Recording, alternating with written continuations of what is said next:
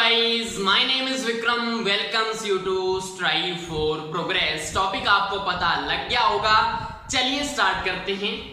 Percentage में आपको मैं इंपॉर्टेंट क्वेश्चन करवाने वाला हूं जिससे बाहर कुछ नहीं आने वाला। और यहां पे हम क्या करेंगे, पहले सिंपल क्वेश्चन करेंगे, उसके बाद थोड़ा लेवल को हाई करते जाएंगे जिससे आपको समझ में आता जाएगा।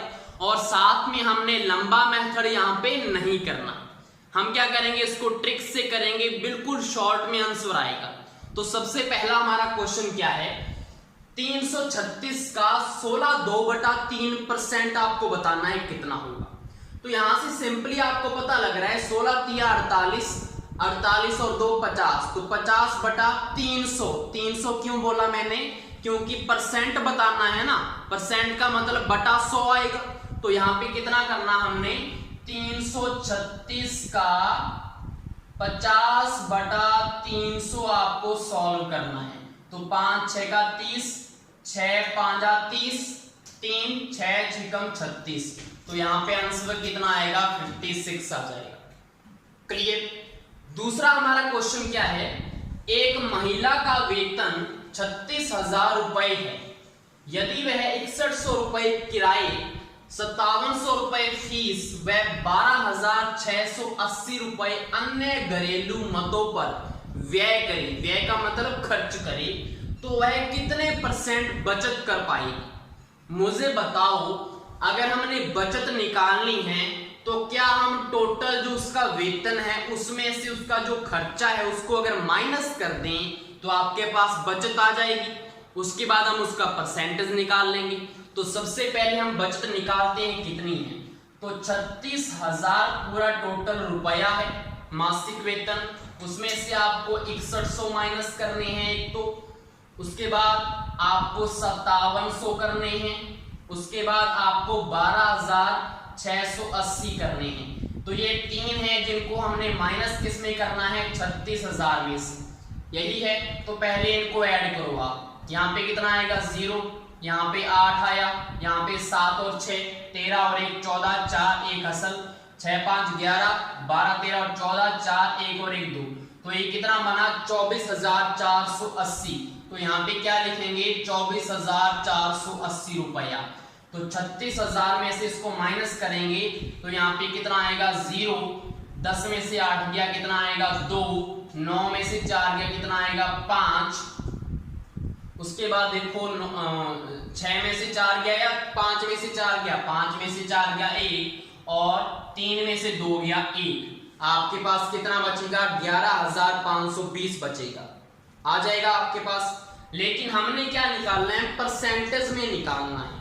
तो परसेंटेज निकालने के लिए टोटल नीचे लिखना होता है, टोटल कितना हमारा है 36,000 और इनटू में आपको 100 करना होता है, परसेंटेज आ जाएगा। तो यहाँ पे देखो 2 0 से 2 0 कट गई, ये वाली, इस 0 से ये वाली 0 कट गई। अब देखो ये किस पे जाता है, अगर हम इसको काटें तो ये शायद 6 पे काट लो, एक बार छोटा कर लो, 6 6 36, 6 कम 6 5, 6 निमा 54, उसके बाद 1 बचा, 6 दूना 12, तो यहाँ पे ये कट गया। उसके बाद ये किस पे जाएगा, 6 तिया 18 और 6 दूना 12। तो यहाँ पे कितना आएगा, 32% इसका क्या आ जाएगा, आंसर आ जाएगा। इतना सिंपल है। कितने की कैलकुलेशन की है मुझे बताओ आप, लंबा मेथड है कोई नहीं है।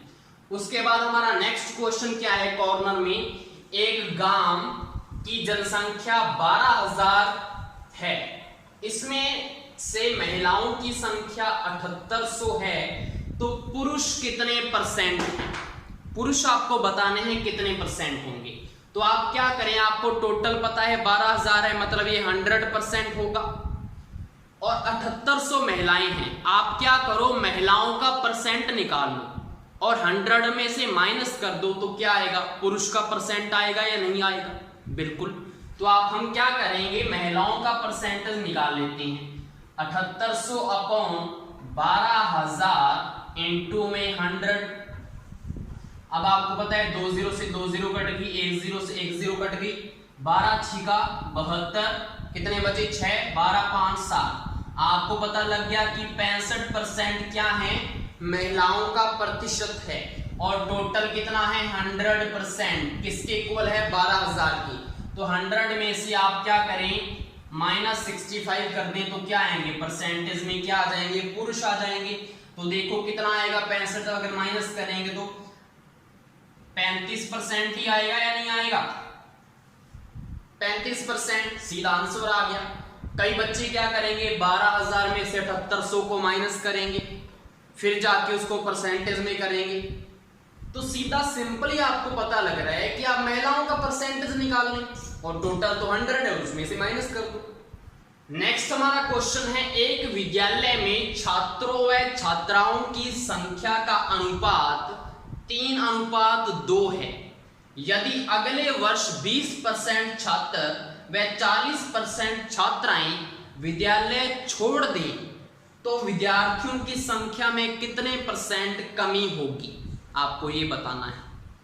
तो यहाँ पे आपको एक रेशो दे रखा है। जब भी रेशो वाला क्वेश्चन आए और परसेंटेज पूछा हो तो आपने क्या करना है, उस रेशो में आपने एक एक जीरो को मल्टीप्लाई कर लेना है। कैसे, आप बोलेंगे सर जीरो का मल्टीप्लाई तो जीरो होगा, जीरो का मतलब क्या है कि 10 का मल्टीप्लाई।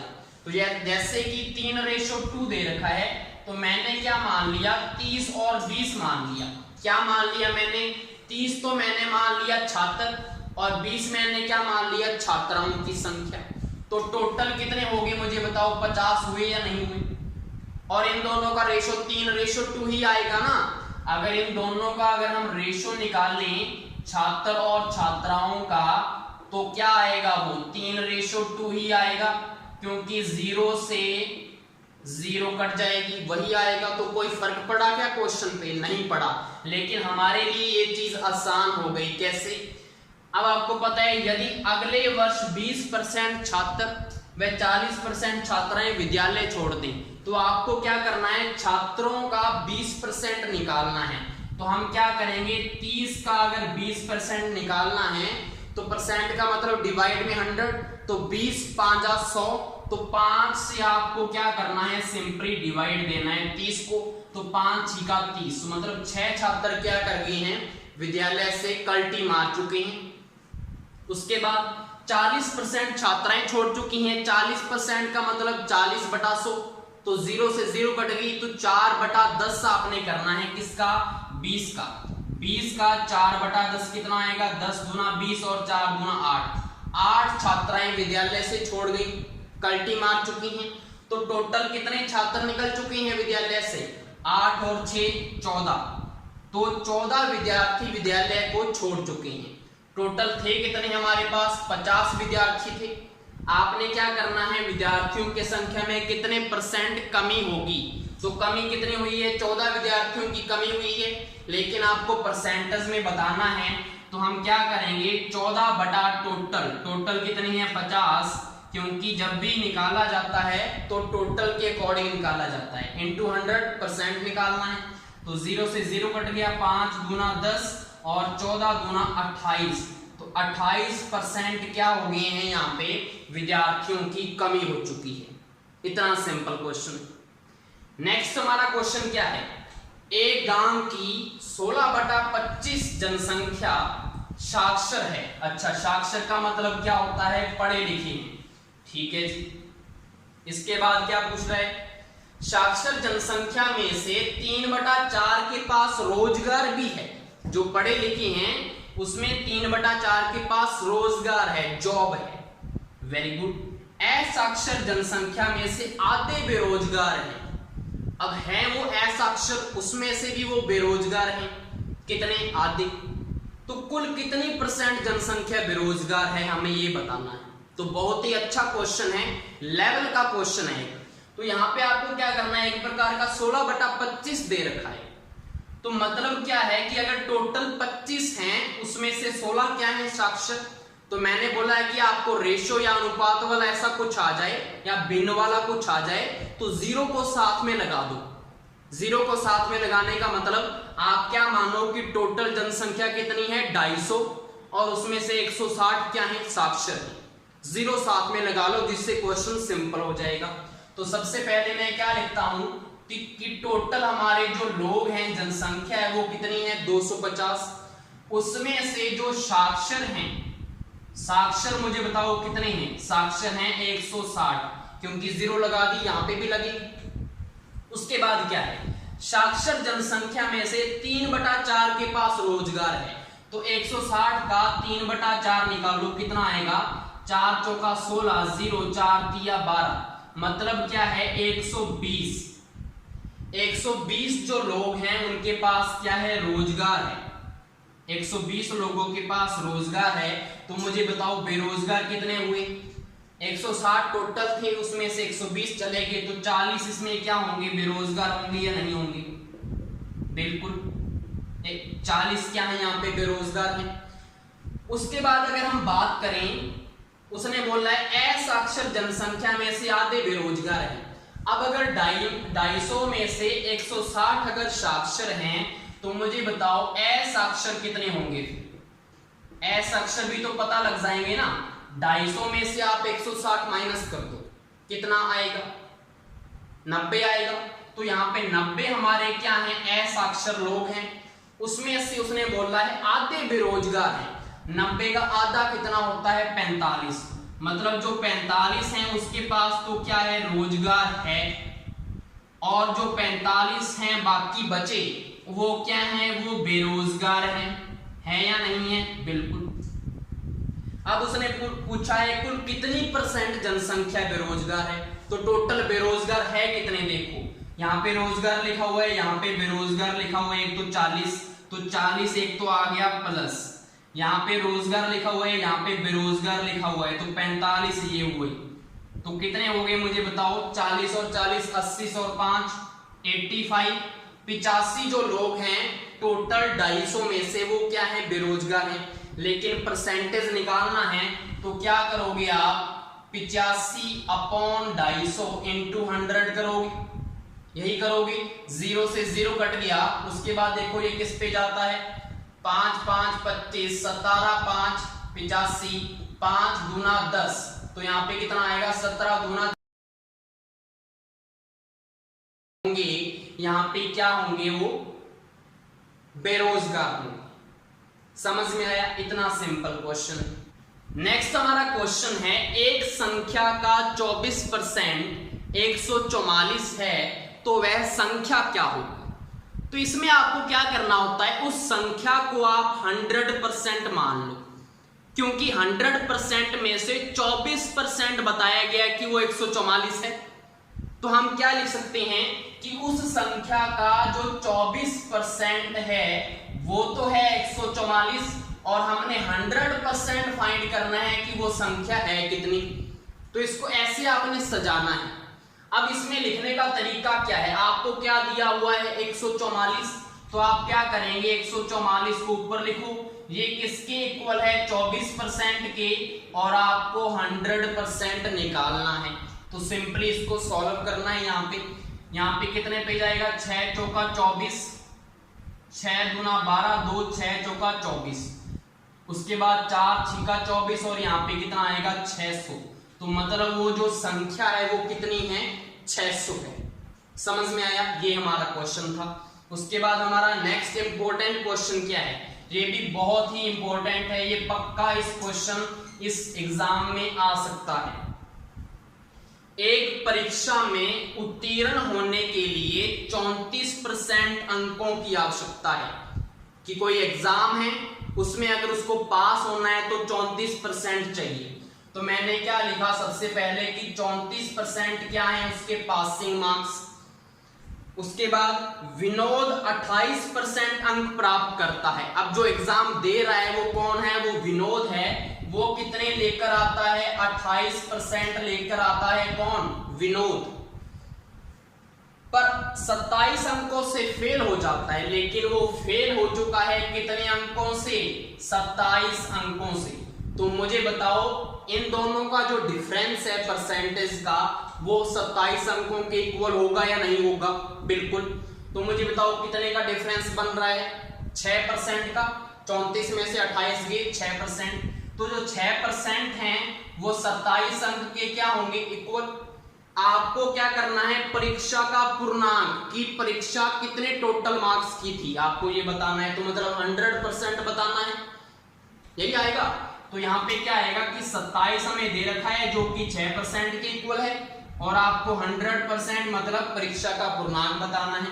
तो यहाँ से कितना आएगा, देखो इसको करता है क्या, 3 दूना 6, 3 × 27, 2 5 10, 2 0 0, तो 9 5 45, 450 जो है 450 अंक का वो एग्जाम था, जिसमें से 28% विनोद लेके गया है। ये हमारा क्वेश्चन है। नेक्स्ट हमारा क्वेश्चन है, एक चुनाव में ए ने कुल मतों के 56% मत प्राप्त किए, तो अगर कुल मत को आप 100% मान लो, 100% क्या है, कुल मत है, ए ने कितने प्राप्त किए, ए ने प्राप्त किए 56%, तो मुझे बताओ बी के कितने मत आएंगे, 100 में से 56 गया, 44% मत किसके हैं, बी के हैं, और 1560 मतों से जीत गया कौन, ए बी से, तो मतलब दोनों की जो परसेंटेज का वो डिफरेंस है वो 1560 दे रखा है आपको।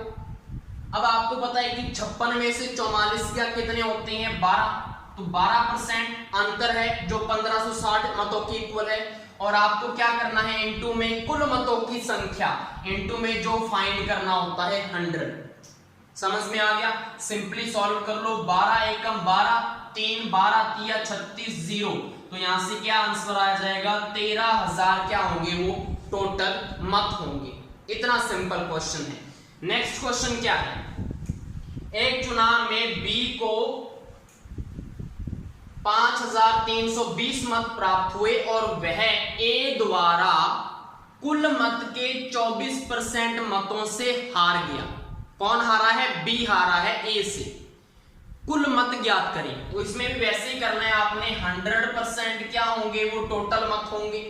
आपको पता है कि 24% मतों से वो हारा है कुल मतों के, तो 24% को तो आप अलग से रख दो, इसको अलग रख दो आप, तो मतलब 100 में से 24 तो अलग रख दो, तो कितने बचे, 100 में से अगर 24 माइनस करोगे तो 76% ही आएगा, तो मतलब 76% जो वोट्स हैं उसमें से आधे वोट तो किसको मिले होंगे, ए को, और आधे वोट किसको मिले होंगे, बी को, यही होगा। तो यहां पे आधा आधा कर लो इसको, 2 तिया 6 और 2 8 16, यही होगा। लेकिन हमें पता है क्वेश्चन क्या बोल रहा है, एक चुनाव में बी को इतने मत प्राप्त हुए, तो बी के मत हैं कितने, 38%, तो ये 38% किसके इक्वल है, 5320 के, यही आएगा। और इनटू में कुल मत आपने फाइंड करने हैं, तो 100 आ जाएगा। समझ में आया। अब इसको सॉल्व कर लो आप, किस पे जाएगा, देखो यहाँ पे इसको हम काट लेते हैं, चलो छोटे से काट लेते हैं, एक बार 2 से ही काट लेते हैं, तो 19 दूना 38, 2 दूना 4, 2 छिका 12, 2 छिका 12, 2 0 0, 19 से कट गया। अब उसके बाद देखो 19 पे जा रहा है या नहीं जा रहा, 19 से कम 19, कितने बचे 7, 19 चौका 76, तो यहां से कितना आंसर आ जाएगा, 14,000। 14,000 के हैं वो टोटल मत हैं। आप बोल रहे हैं सर ए के पास 38 कैसे, ए के पास 38% वोट नहीं है, ए के पास कितने हैं, 38 प्लस 24, कितने वो टोटल हैं इसके पास, 8 4 12, 2 1, 3 और 2 5 और 1 6, 62% किसके वोट हैं, ए के वोट हैं। अगर आपको ए का यहाँ पे वोट निकालना हो तो 62% आएगा। समझ में आए करने का तरीका क्या है।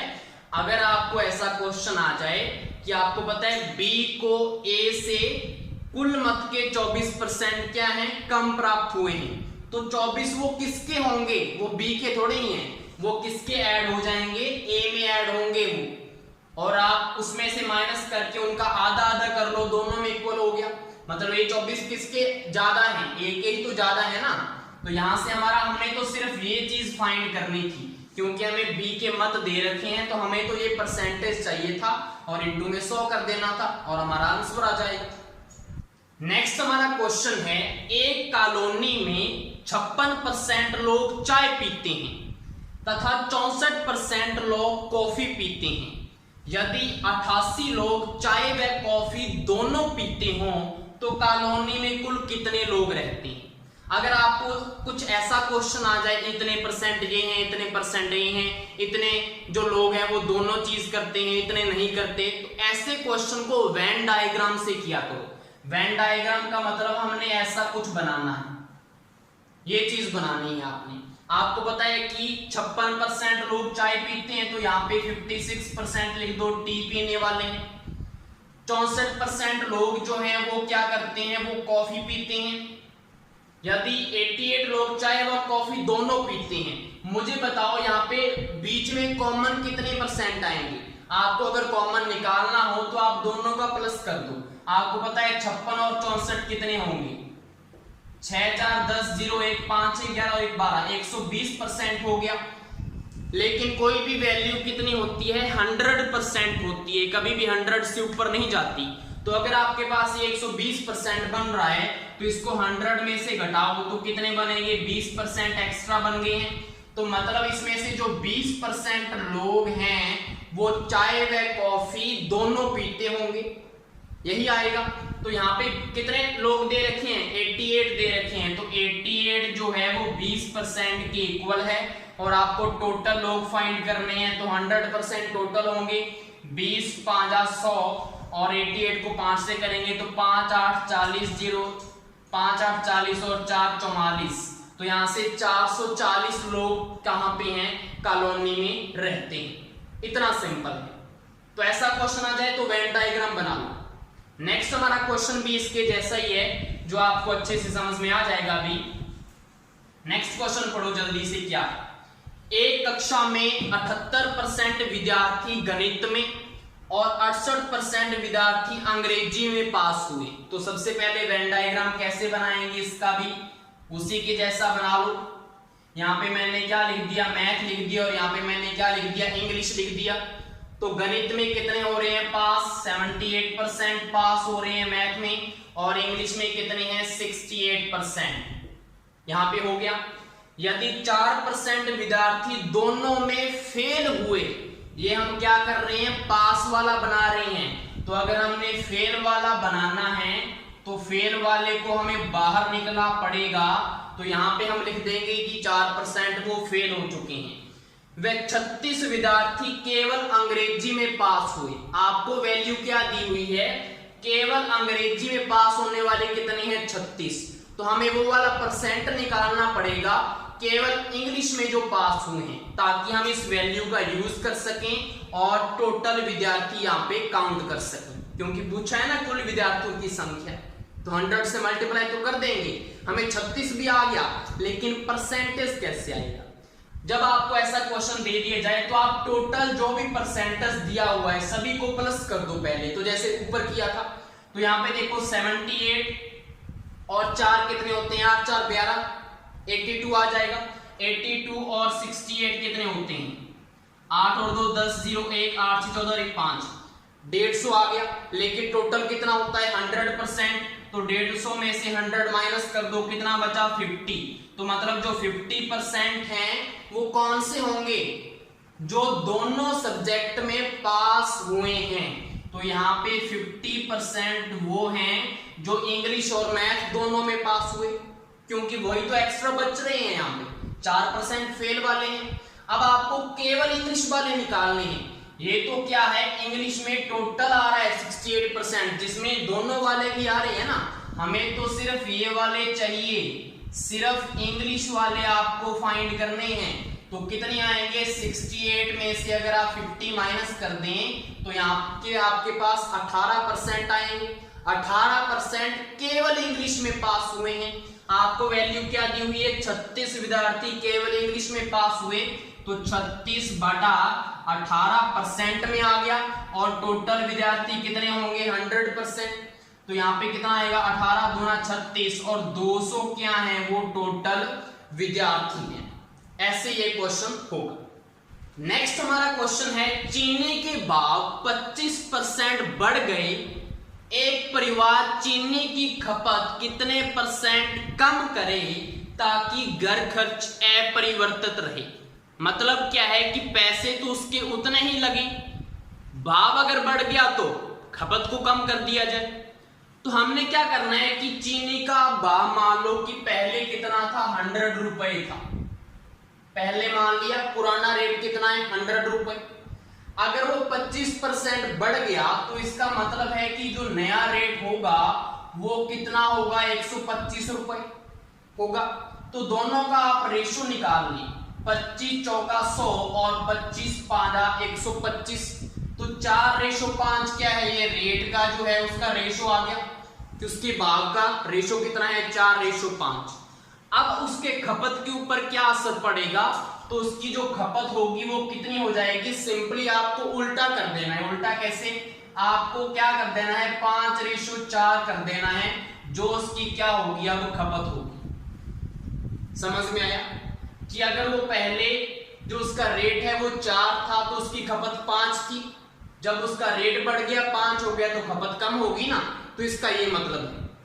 अब आपको क्या करना है कि खर्च अपरिवर्तित रहे तो क्या करें, तो आपको सिंपली यहां पे ये चेक करना है कि खपत में कितनी कमी की जाए। अब आपको पता है कि पहले खपत 5 थी, अब उसको 4 करनी पड़ेगी, तो डिफरेंस कितने का है, कितने की कमी की उसने, 1 की उसने कमी कर दी।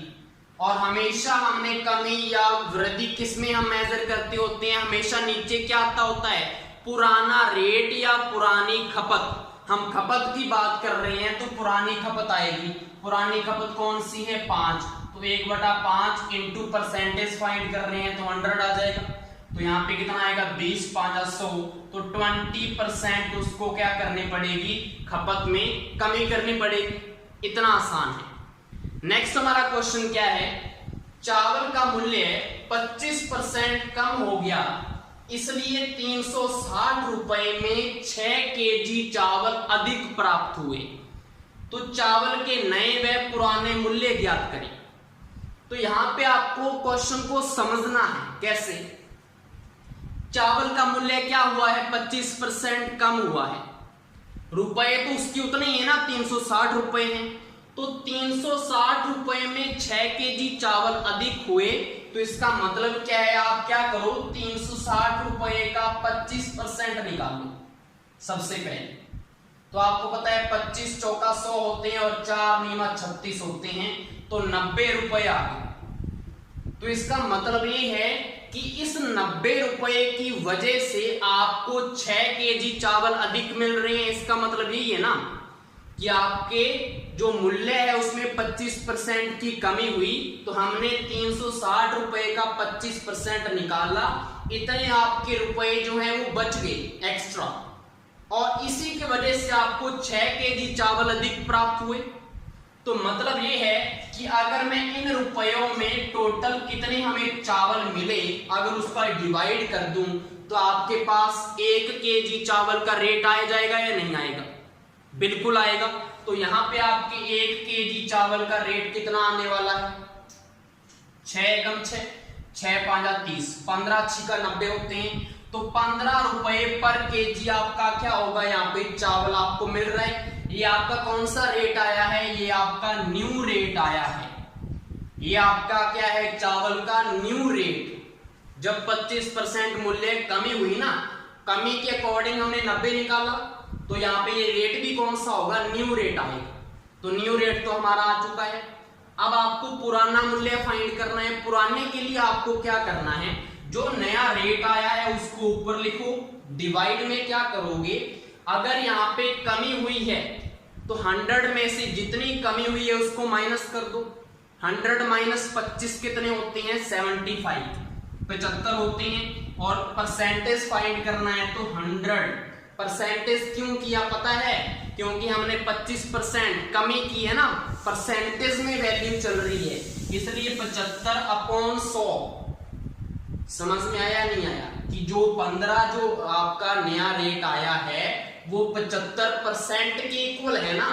तो 75/100, वो वाला बटा 100 ऊपर चला गया, 100 ऊपर चला जाएगा। तो यहाँ पे ये परसेंटेज में नहीं, ये वैल्यू आएगी, ओल्ड रेट आएगा आपका। तो यहाँ पे देखो कितना आएगा, 15 5 75 होते हैं और 20 5 100 होते हैं। तो पुराना रेट क्या था, 20 रुपए। 20 रुपए केजी पहले चावल मिलता था, अब कितना मिल रहा है? 15 रुपए मिल रहा है, जो नया रेट है। तो ये वाला क्या हो गया? आपका ओल्ड रेट हो गया। समझ में आया?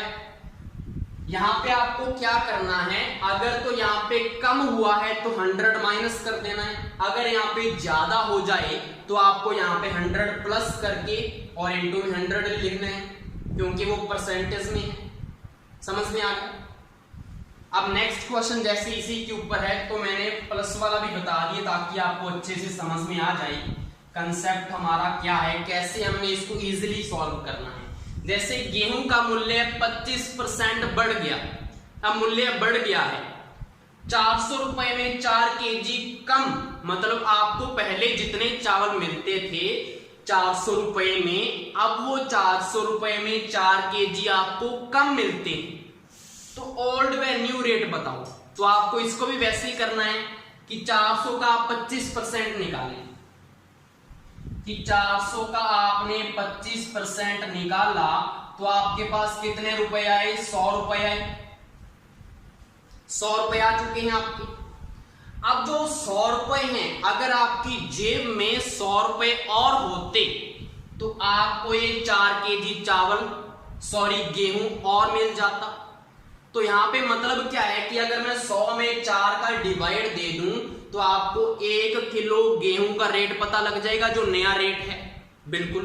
तो यहाँ पे हम क्या करेंगे, 100 में 4 का डिवाइड दो, तो यहाँ पे 25 रुपए जो हैं वो न्यू रेट आ चुका है। 1 केजी गेहूं का रेट कितना है? 25। जो 25% बढ़ गया वो रेट कितना है? 25 रुपए है, न्यू रेट है जो।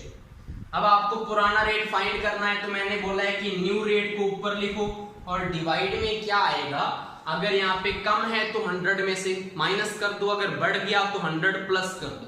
25% बढ़ा है तो यहाँ पे 125%, परसेंट का मतलब बाय 100, तो बाय 100 ऊपर में इंटू में चला जाएगा 100। समझ में आया? अब देखो 25 5 125 5 20, तो पुराना रेट कितना आ गया? 20 रुपए। कि पहले जो गेहूं का रेट था वो 20 रुपए था और अब बढ़ गया है तो वो 25 रुपए हो चुका है। ये इसका क्या है? आंसर है। ऐसे करना है आपको। नेक्स्ट क्वेश्चन क्या है, एक गांव की जनसंख्या हर वर्ष 20% बढ़ती है, यदि वर्तमान जनसंख्या 40,000 हो तो 2 वर्ष बाद यह जनसंख्या कितनी होगी? इन क्वेश्चंस को करने का एक तरीका है, आपको पता है कि 20% बढ़ रही है तो 20% को आपको फ्रैक्शन में चेंज करना है। फ्रैक्शन में चेंज करने का मतलब 20% का मतलब क्या है? 20/100, 0 से 0 कट गया तो 2 1 2 2 5 10 1/5। तो इसका मतलब क्या है कि 5 पे 1 बढ़ रहा है, 5 पे 1 बढ़ रहा है। इसका मतलब 5 पे जब 1 बढ़ रहा है तो 5 + 1 कितना हो गया? 6 हो गया। कितने साल तक बढ़ रहा है? 2 वर्ष तक पूछा है, तो 2 बार इसमें करना है, 5 से और 5 से। अब आपको क्या करना है? दोनों को मल्टीप्लाई करना है दोनों तरफ। 5 5 25 होते हैं, 6 6 कम 36 होते हैं। ठीक है, तो ये तो आपका क्या है? ये तो वर्तमान वाला है और ये आपका क्या है? ये है 2 वर्ष बाद वाला। ये कौन सी वैल्यू है? 2 वर्ष बाद वाली। आपको क्या दिया हुआ है कि वर्तमान जनसंख्या 40,000 है, तो वर्तमान हमारे यहाँ पे 25 है, तो ऊपर क्या लिखेंगे? 40,000/25 और इंटू में हमने फाइंड क्या करना है? 2 वर्ष बाद की जनसंख्या। तो 2 वर्ष बाद क्या है? 36 है, तो 36 का मल्टीप्लाई करें तो यहाँ पे देखो कितना आएगा? 25 एकम 25, उसके बाद 15 बचेगा तो 150, 25 का 150, 0 और 0, तो 36 को 16 से मल्टीप्लाई कर लो, आपका आंसर आ जाएगा 6 6 36, 6 3 6 3 18, 19 20 21 और 36 एकम 36। तो यहाँ पे कितना आएगा? 5 7 6 0 0। ये आपका क्या होगा? 2 वर्ष बाद की जनसंख्या होगी। इतना आसान है करना। तो नेक्स्ट क्वेश्चन क्या है, एक लैपटॉप का मूल्य हर वर्ष 20% कम होता है, यदि 3 वर्ष बाद यह मूल्य 32,000 रुपए होगा तो वर्तमान मूल्य ज्ञात करें। तो आपको पहले तो फ्रैक्शन में चेंज करना आना चाहिए। 20/100 मतलब 1/5। तो कमी हो रही है तो मतलब 5 पे 1 कम हो रहा है। कितने साल तक? 3 साल तक। तो 3 बार आपने कम कर देना है। 5 पे 1 कम किया मतलब 4, 5 पे 4, 5 पे 4, ठीक है, 3 साल तक था। अब आपने क्या करना है? मल्टीप्लाई। 5 5 25, 25 5 125 आ गया। 4 चौक 16, 16 चौक 64, यहाँ पे 64 आ गया। अब आपको क्या बोल रहा है? आपको पता है ये तो कौन सा होता है? वर्तमान वाला। और ये कौन सा है? ये है हमारा 3 वर्ष बाद वाला। यही है रेट। आपको 3 वर्ष बाद का मूल्य दिया हुआ है अभी 32,000।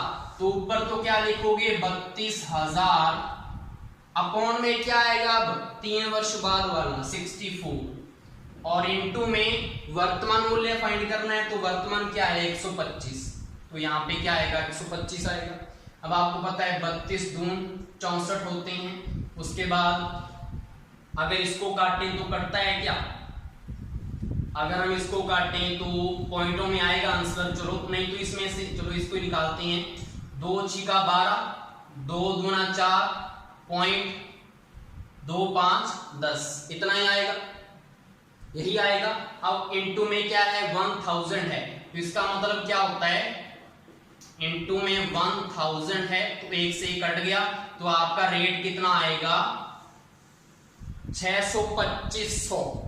नेक्स्ट हमारा क्वेश्चन है, एक शहर की जनसंख्या प्रति वर्ष 10% बढ़ती है, अगले 2 वर्ष में वहां की जनसंख्या 10,500 बढ़ जाएगी, वर्तमान जनसंख्या बताएं। तो इसमें भी आपको वैसे ही करना है, फ्रैक्शन में चेंज करो 10% को। 10% का मतलब 10/100, तो मतलब 1/10, तो मतलब 10 पे 1 बढ़ रहा है। तो यहाँ पे क्या लिखेंगे? 10 पे 1 बढ़ रहा है, 10 11, कितने वर्ष तक? 2 तक। तो 2 बार कर दो, मल्टीप्लाई करो, 10 का आया 100 आ जाएगा, 11 11 121 आ जाएगा। ये हमारा कौन सा होता है? वर्तमान का। और ये जो आपको दिया गया है कि 2 वर्ष बाद का होगा। क्लियर? अब आपको दिया गया क्या है? 2 वर्ष में वहां की जनसंख्या 10,500 बढ़ जाएगी। ना तो आपको 2 वर्ष बाद की जनसंख्या बताई है और ना वर्तमान की बताई है, वो तो आपको फाइंड ही करनी है। आपको कितनी बढ़ जाएगी वो बताया है। तो यहाँ पे आपको ये देखना है कि यहाँ पे कितना बड़ा है। 100 है, यहाँ पे 121 है, तो कितना बड़ा? 21 बड़ा। 21 बड़ा है ना। तो बड़ा कहाँ पे है? 10,500। 10,500 कौन? 21 आएगा। और इनटू में वर्तमान पूछा है तो 100 से मल्टीप्लाई, ठीक है। तो 21 5 105 होते हैं। तो यहाँ पे आ जाएगा आपका 50,000। आपकी वर्तमान जनसंख्या कितनी होगी? 50,000 होगी। क्लियर? इसके बाद नेक्स्ट क्वेश्चन क्या है? एक सिनेमाघर के टिकट का मूल्य 20% बढ़ गया, इसलिए दर्शकों की संख्या 10% कम हो गई। ऑब्वियसली अगर रेट बढ़ जाएगा तो लोग कम जाएंगे, इसलिए तो सिनेमाघर की आय कितने परसेंट बढ़ी या घटी, आपको ये बताना है। कि पहले जो रेट था वो अलग था, उन्होंने रेट जो है वो बढ़ा दिया, तो जो दर्शक आ रहे थे वो कम हो गए, तो आय पे क्या असर पड़ेगा, क्या वो बढ़ेगा या घटेगा, ये बताना है।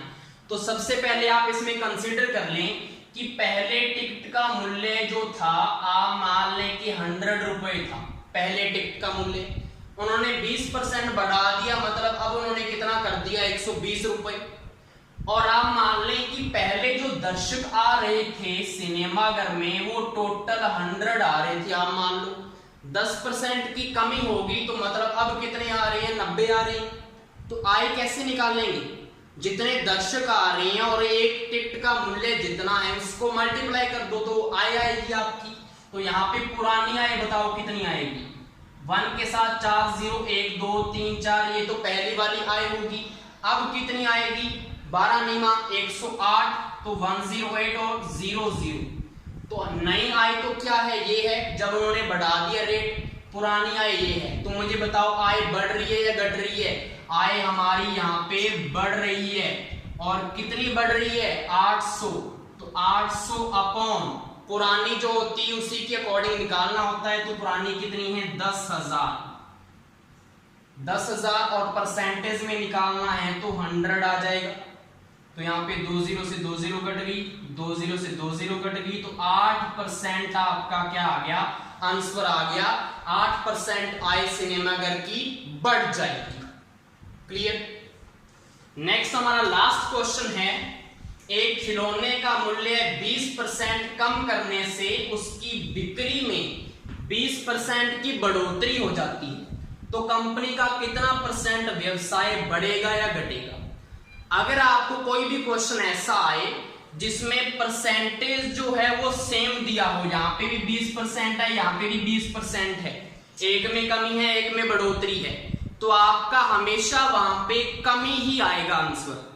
और कमी में कितना आएगा, आपको फॉर्मूला याद रखना है P²/100, ये आपका हमेशा आंसर होगा और हमेशा क्या आएगी, कमी आएगी।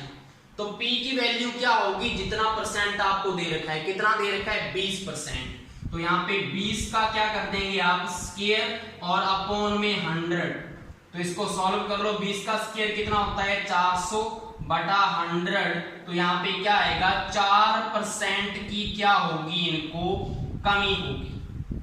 हमेशा क्वेश्चन में अगर सेम परसेंटेज दिया हो, कमी और बढ़ोतरी दी हो, तो ये फॉर्मूला आपके यूज करना है, हमेशा कमी आएगी। तो इसी के साथ हमारा ये टॉपिक कंप्लीट होता है। Thank you.